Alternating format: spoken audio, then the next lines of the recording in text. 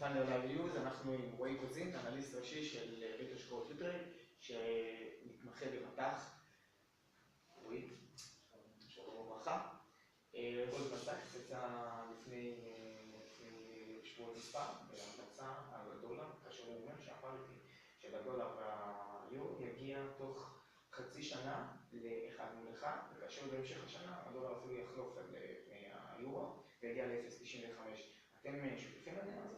כן, חד משמעית כן, זאת אומרת, אפילו אולי הייתי לוקח את זה אפילו מעבר להערכה שלהם, והייתי אומר שכנראה שהוא יגיע גם ל-0.85 בסוף הדרך. אני יכול להגיד לך שאנחנו, מבחינה אופרטיבית לפחות, מחזיקים פוזיציית שורט על היורו כבר מ-1.20. יעד היציאה שלנו ב-1 אנחנו כנראה ניקח צעד אחורה, נראה איך נשב את הרוח מחדש ונחליט אם אנחנו מחדשים את הפוזיציה.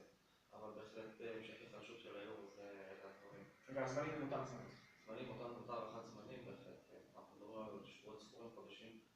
ממש חודשים בודדים כדי להגיע לפריטי, ולאחר מכן יכול להיות הכיוון הוא ברור, לאחר מכן הכיוון הוא ברור.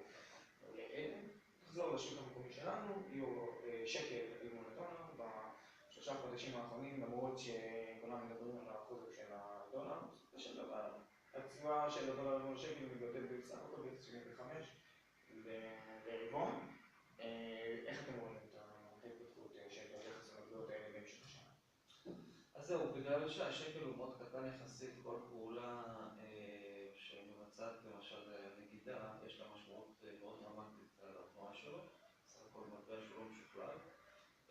עצם העובדה שהיא לא הורידה ריבית בסיבוב האחרון, תרמה כמובן להתחזקות שלו באיזושהי מידה. אז אנחנו רואים שהדולר